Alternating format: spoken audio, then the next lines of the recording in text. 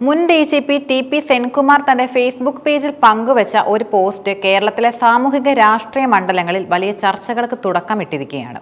മുസ്ലിം സഹോദരങ്ങളെ ഹിന്ദുക്കൾ അനുകരിക്കേണ്ട ചില പ്രത്യേക വിഷയങ്ങൾ ചൂണ്ടിക്കാട്ടുന്ന ഈ പോസ്റ്റ് പരമ്പരാഗതമായ വാദങ്ങളിൽ നിന്നും വ്യത്യസ്തമായ കാഴ്ചപ്പാടുകൾ അവതരിപ്പിക്കുന്നു.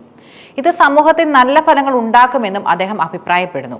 അദ്ദേഹത്തിന്റെ ഈ നിരീക്ഷണങ്ങൾ കേരളത്തിലെ വിവിധ വിഭാഗങ്ങൾക്കിടയിൽ നിലനിൽക്കുന്ന സാമൂഹിക വിദ്യാഭ്യാസ ജനസംഖ്യാപരമായ വിഷയങ്ങളെക്കുറിച്ചുള്ള പുതിയ സംവാദങ്ങൾക്കും വഴി തുറക്കുന്നു.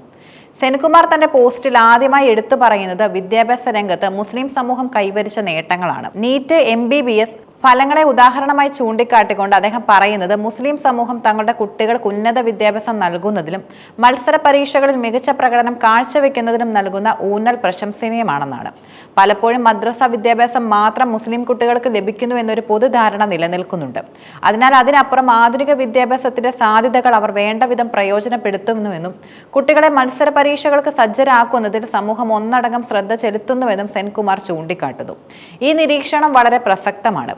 ആധുനിക വിദ്യാഭ്യാസത്തിന്റെ പ്രാധാന്യം തിരിച്ചറിഞ്ഞുകൊണ്ട് കേരളത്തിലെ മുസ്ലിം സമുദായം വിദ്യാഭ്യാസ സ്ഥാപനങ്ങൾ സ്ഥാപിക്കുന്നതിലും കുട്ടികളെ മികച്ച നിലവാരത്തിലുള്ള സ്കൂളുകളിലും കോച്ചിംഗ് സെന്ററുകളിലും അയക്കുന്നതിലും വലിയ ശ്രദ്ധ നൽകുന്നുണ്ട്. ഇത് പൊതുസമൂഹത്തിൽ അവരുടെ സാമൂഹികവും സാമ്പത്തികവുമായ നില മെച്ചപ്പെടുന്നതിന് സഹായിക്കുന്നു. ഈ വിഷയത്തിൽ ഹിന്ദു സംഘടനകൾ, പ്രത്യേകിച്ചും സാമ്പത്തികമായി പിന്നോക്കം നിൽക്കുന്ന വിഭാഗങ്ങളിലെ സംഘടനകൾ കൂടുതൽ ശ്രദ്ധ ചെലുത്തണമെന്നും സെൻകുമാർ നിർദ്ദേശിക്കുന്നു.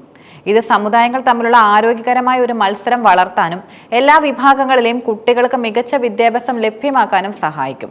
സെൻകുമാർ ഉന്നയിച്ച രണ്ടാമത്തെ വിഷയം കുടുംബ നിയന്ത്രണത്തെക്കുറിച്ചാണ്. ഇത് പലർക്കും അരോചകമായി തോന്നിയേക്കാം എന്ന് സൂചിപ്പിച്ചുകൊണ്ട് തന്നെ കുടുംബത്തിൽ 2 കുട്ടികൾ മാത്രമെന്ന മാനദണ്ഡം ഹിന്ദുക്കൾ സ്വീകരിക്കണമെന്നും അദ്ദേഹം ആവശ്യപ്പെടുന്നു.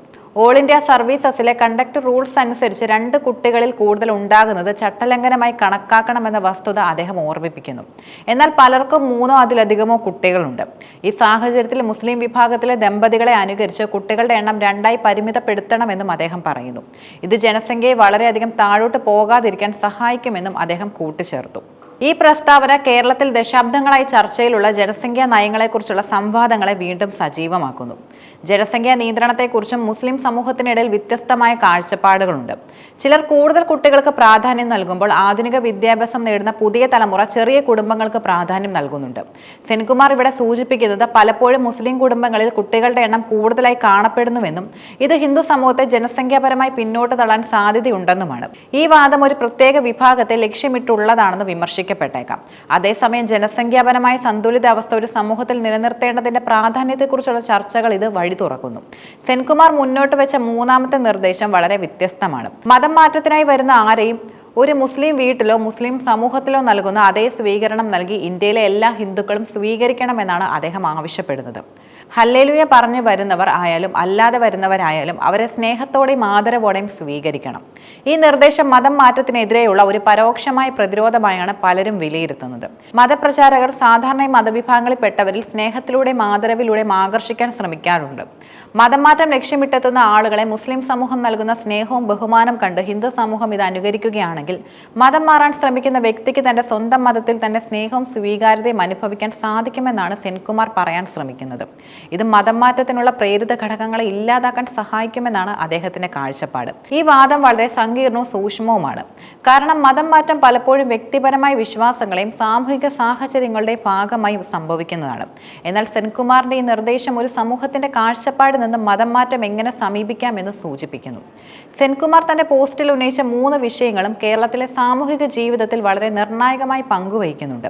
അദ്ദേഹത്തിന്റെ പ്രസ്താവനകൾ ഒരു പ്രത്യേക സമുദായത്തെ പ്രശംസിച്ചുകൊണ്ടും അതേസമയം മറ്റൊരു സമുദായത്തിന് ചില നിർദ്ദേശങ്ങൾ നൽകിക്കൊണ്ടുള്ളതുമാണ്. ഇത് ചിലർക്ക് രാഷ്ട്രീയ പ്രേരിതമായി തോന്നിയേക്കാം. എന്നാൽ അദ്ദേഹം ചൂണ്ടിക്കാട്ടിയ കാര്യങ്ങളിൽ വസ്തുനിഷ്ഠമായ ചില യാഥാർത്ഥ്യങ്ങൾ അടങ്ങിയിരിക്കുന്നു.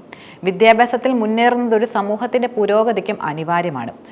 ഒരു വിഭാഗം ഈ രംഗത്ത് മികച്ച പ്രകടനം കാഴ്ചവെക്കുന്നുണ്ടെങ്കിൽ മറ്റ് വിഭാഗങ്ങൾക്ക് അതൊരു മാതൃകയാക്കാവുന്നതാണ്. ഇത് ആരോഗ്യകരമായ ഒരു സമൂഹത്തിന് അത്യാവശ്യമാണ്.